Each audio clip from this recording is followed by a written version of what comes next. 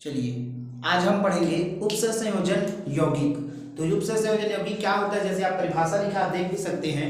क्या होता है उपसंयोजन? वह यौगिक जिनमें केंद्रीय परमाणु उपसंयोजन बंध द्वारा केंद्रीय धातु आयन या लिगैंड से जुड़ा रहता है। किससे जुड़ा रहता है? केंद्रीय धातु आयन या लिगैंड से जुड़ा रहता है। ये हो गया उपसंयोजन की परिभाषा। मैं एक बार और रिपीट करूंगा। वह यौगिक जिनमें केंद्रीय धातु परमाणु या केंद्रीय परमाणु मतलब क्या है हमारा? केंद्रीय परमाणु किससे जुड़ा रहेगा बोला है? केंद्रीय धातु आयन या लिगैंड द्वारा जुड़ा होगा। इसको मैं आपको एग्जांपल के माध्यम से समझाता हूं। जैसे कि चलिए देखते हैं। ये हो गया पोटेशियम, ये हो गया आयरन, ठीक है, और ये हो गया आपका साइनाइड। तो इसकी वैलेंसी मैंने यहाँ पे लगा दी, ठीक है। तो जैसे कि अब इसमें देखेंगे कि केंद्रीय धातु क्या है। इसमें आयरन क्या है? केंद्रीय धातु है। क्या है? आयरन केंद्रीय धातु है। और ये साइनाइड क्या है? इसमें लिगैंड है। लिगैंड है। क्या है? लिगैंड है, ठीक है। और ये क्या है? आपका केंद्रीय धातु है। क्या है? केंद्रीय धातु है। तो इन्हीं केंद्रीय धातुओं के मध्य कौन सा बंध पाया जाता है? उपसंयोजक बंध। कौन सा बंध पाया जाता है? उपसंयोजक बंध। यहीं पे जो बंध होगा ये होगा उपसंयोजन बंध। सहसंयोजन बंध। आप समझ पा रहे होंगे, ठीक है।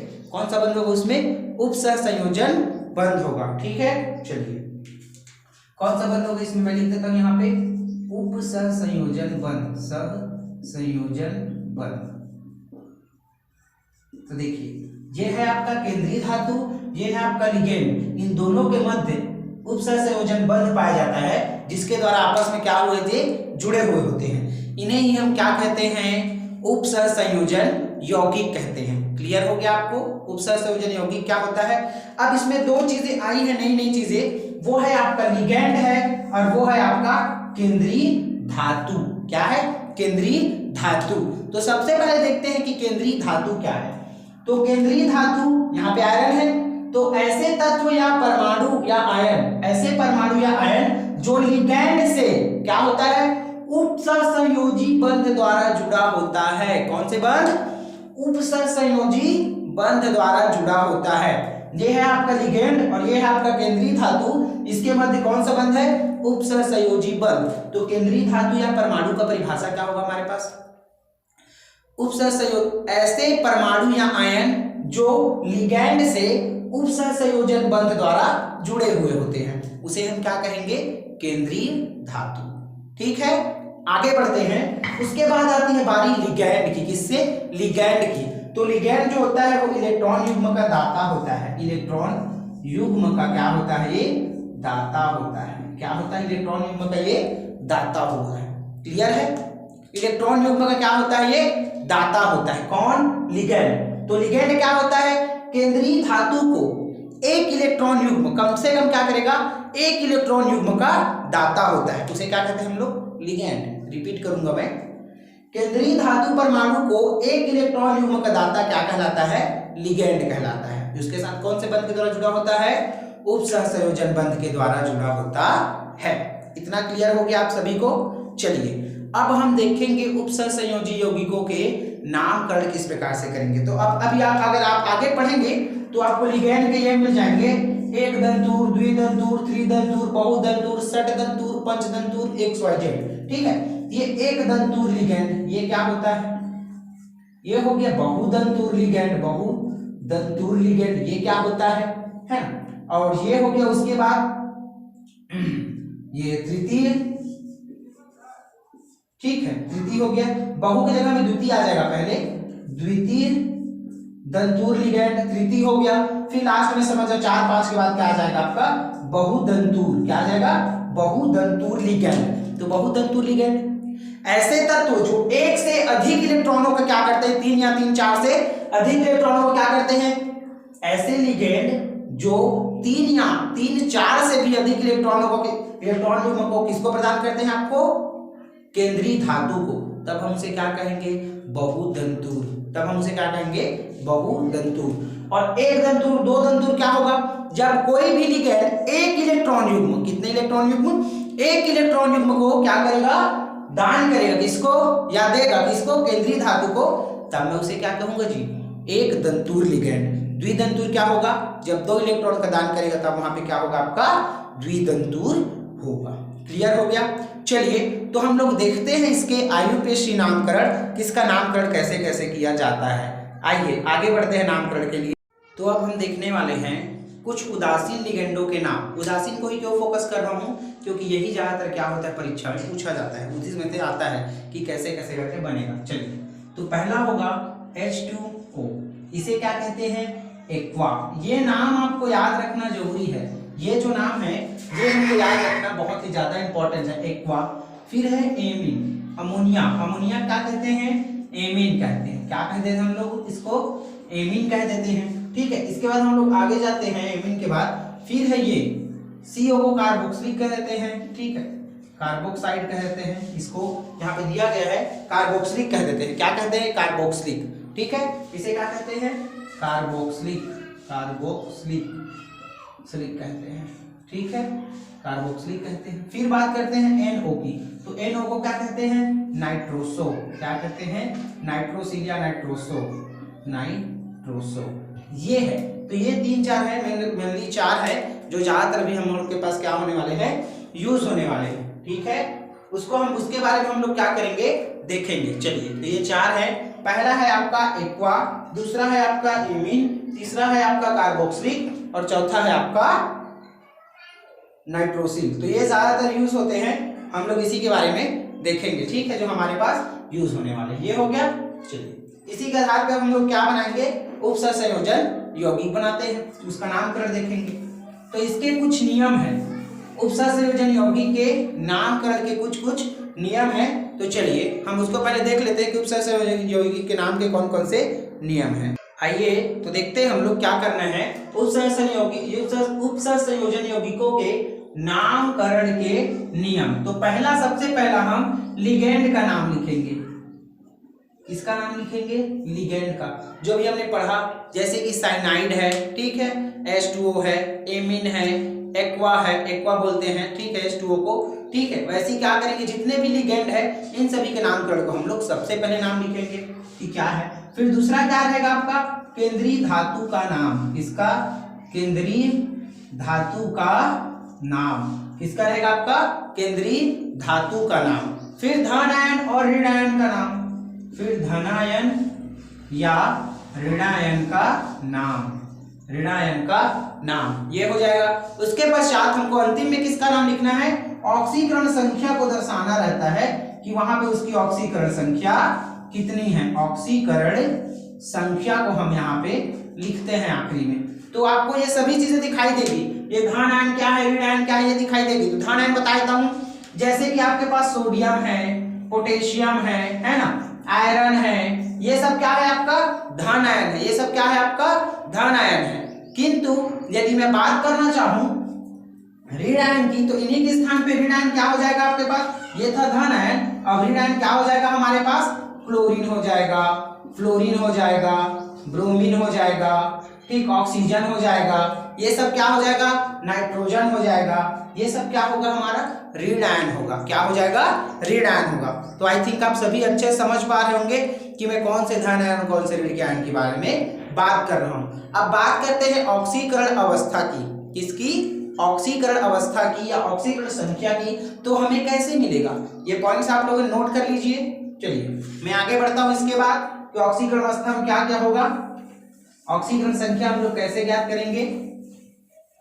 जैसे कि मान के चलिए, ये देखिए मेरे पास एक यौगिक है K2SO4 में एस का ऑक्सीकरण संख्या मेरे ज्ञात करना है। किसका, एस का ऑक्सीकरण संख्या ज्ञात करना है। तो इसको मान लूंगा मैं x, क्या मानूंगा x। तो K की संयोजकता होती है 1 इंटू में 2 का 2 और प्लस x का x प्लस ऑक्सीजन की संयोजकता होती है -2, तो -2 की -2 इंटू 4 की 4 कर दिया हमने। ये 2 इंटू 2 प्लस x और माइनस कितना हो जाएगा 8 हो जाएगा, पक्षांतर हो जाएगा उधर, x इक्वल टू 8 माइनस क्या हो जाएगा फाइनली 2 हो जाएगा, x इक्वल टू क्या आएगा 6। तो सल्फर की वैसे भी वैलेंसी कितनी होती है और ऑक्सीकरण अवस्था भी कितनी होती है 6 होती है। तो इसी प्रकार हमको सभी तत्वों का क्या निकालना है, ऑक्सीकरण अवस्था। ठीक है, बन जाएगा आप सभी से। जैसे कि मैं बात करता हूं नाइट्रोजन की, अमोनिया में देखिए ये N है, इसका मेरे को ऑक्सीकरण अवस्था से निकालना है, N की ऑक्सीकरण अवस्था निकालना है, तो मेरे क्या करना पड़ेगा आप देख सकते हैं। N को क्या मानूंगा मैं, X मान लिया मैंने, यहाँ पे प्लस का प्लस इंटू 1 इंटू 3 की 3 हो गए, फिर x प्लस क्या हो गया 3, पक्षांतर कर दो, x बराबर -3, और इसकी ऑक्सीकरण अवस्था कितनी होती है, 3 ही तो होती है। क्लियर हो गया आप सभी को। चलिए अब इसको हम यौगिकों के ऊपर देखते हैं कि कैसे कैसे होता है। चलिए तो मैं क्या करता हूँ, इसका एक यौगिक पे उदाहरण ले लेता हूँ, उपसहसंयोजन यौगिक पे उदाहरण ले लेता हूँ। अच्छा, और उपसहसंयोजन यौगिक को क्या कहते हैं, जटिल या संकुल यौगिक कहते हैं। नोट करके याद रखिएगा, ये जटिल या संकुल यौगिक ही क्या कहलाता है, उपसहसंयोजन यौगिक कहते हैं। जटिल या संकुल यौगिक ही क्या कहलाता है, उपसहसंयोजन यौगिक कहलाता है। उपसहसंयोजन यौगिक कहलाता है। आप बिल्कुल ना भूलिएगा, अगर पेपर में कहीं दे दिया तो याद है, लिखना पड़ेगा, सहसंयोजन यौगिक कहलाता है। क्लियर हो गया, यौगिक कहलाता है। क्लियर हो गया आप सभी का। ठीक है, चलिए तो मैं कहां पे था, पॉइंट में हम थे कि कुछ यौगिकों के ऑक्सीकरण संख्या पे था। तो एक मैं यौगिक ही लेता हूं, उपसहसंयोजी यौगिकों के बारे में ही ले सकते हैं, कौन कौन क्या है, जिसमें लिगैंड हो, केंद्रीय धातु हो, सभी हो। तो चलो मैंने आपका ले लिया यहाँ पे K3 ले लिया, ठीक है, और ले लिया Fe ले लिया, और Cn ले लिया 6।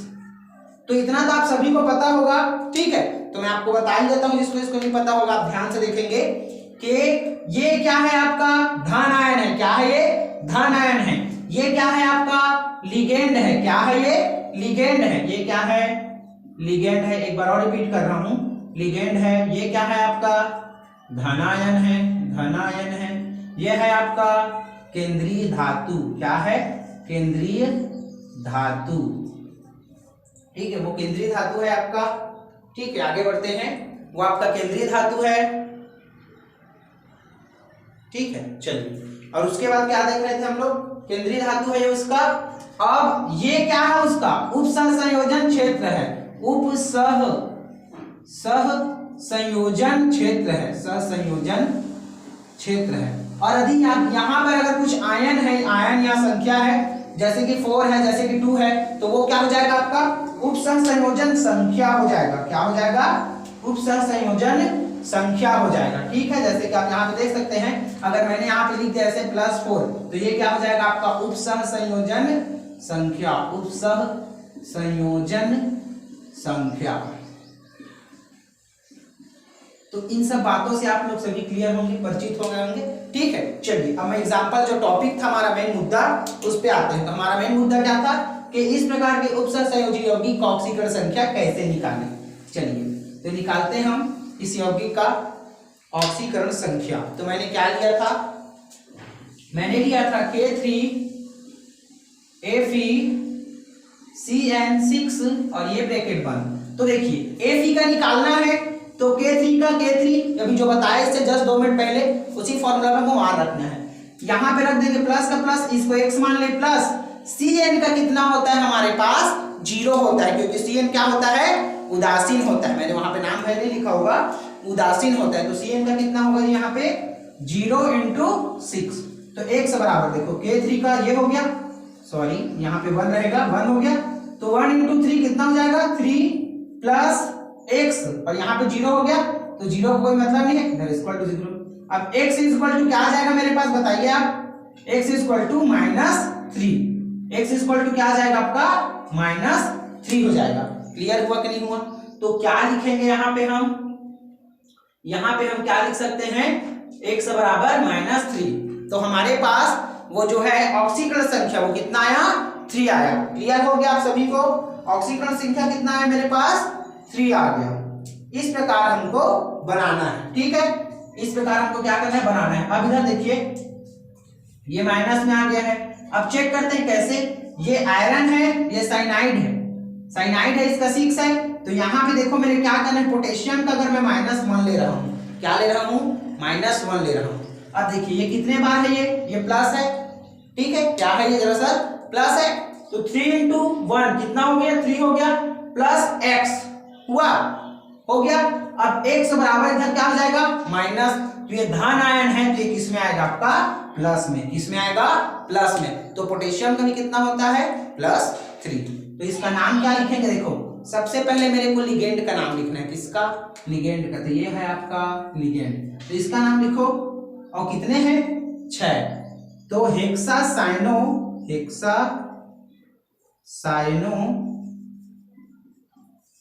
हेक्सासाइनो, ठीक है, इसमें लिख देते हैं बैक में, इसमें नहीं दिख रहा है तो ठीक है। हेक्सा या साइनो हेक्सा ये रहेगा, हाँ, हेक्सासाइनो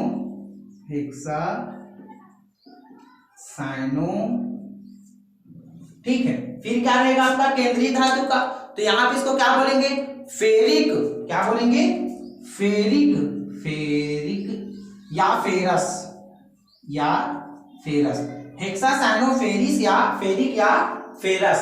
पोटेशियम कितने आयन है, 3 आयन। फिर रहेगा पोटेशियम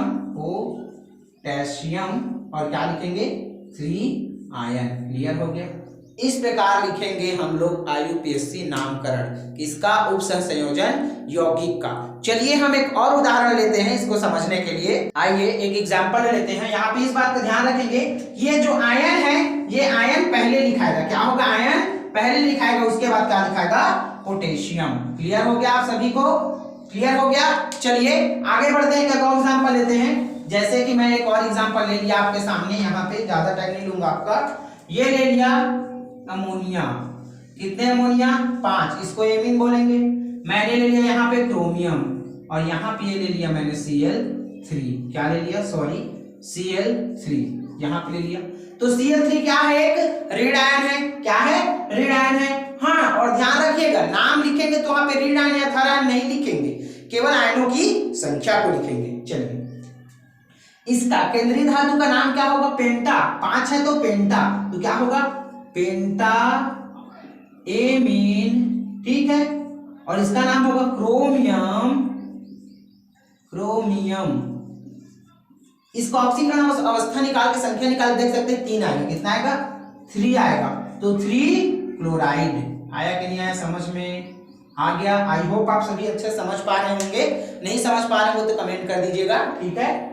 पेंटा एमीन क्रोमियम 3 क्लोराइड, क्या होगा, क्लोराइड। ये पूरा लिखेंगे, क्लोराइड। क्लियर हो गया। चलिए एक आठ नाम हम और देखते हैं, एक आठ यौगिक के नाम देखते हैं आगे, ये समझ गए होंगे तो आइए। तो आप देख सकते हैं कि 2 एग्जाम्पल आपके सामने लिखा हुआ है। पहला है अमोनिया, इसमें 4 है, अमोनिया इसमें 2 है। तो अब उसको हमको नामकरण करना है। IUPAC बहुत महत्वपूर्ण ये पूछा जाता है। तो क्या होगा, कितने एमीन है, 4, इसको बोलते हैं टेट्रा। तो क्या होगा, टेट्रा एमीन। फिर इसको कॉपर है ये, तो कॉपर हो जाएगा। और कितने आयन है, 2 आयन। तो यहाँ पे क्या होगा, टेट्रा एमीन कॉपर 2 आयन। यहाँ पे और कोई है क्या, और कोई धन आयन ऋण आयन क्या, नहीं है। तो हम लोग सीधा किसका नाम लिख देंगे, केंद्रीय धातु का, और संख्या को बाद में। Tetra amine copper 2 ion, copper 2 ion, ये मैंने लिख दिया नाम, ये सरल है, ठीक है। अब इसके बाद यहाँ पर भी देख लो, यहाँ पे कोई और अलग से है क्या, नहीं है, ठीक है। चलिए ये 2 आप निकाल के देख सकते हैं, जैसे मैं बताया उस तरीके से आप लोग। इसका नाम क्या होगा, डाई एमीन। क्या होगा, डाई एमीन।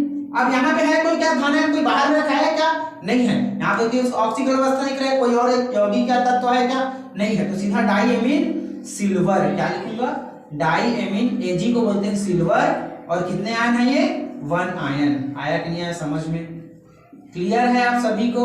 ये आपके पेपर में पूछे जाते हैं, 5 से 6 जो इंपॉर्टेंट क्वेश्चन आंसर होते हैं ये आपके परीक्षा में पूछे जाते हैं, ठीक है। चलिए तो आप बोर्ड की तैयारी में अच्छे से लगे रहिए, हमारे यही मंगल शुभकामना है आपके लिए।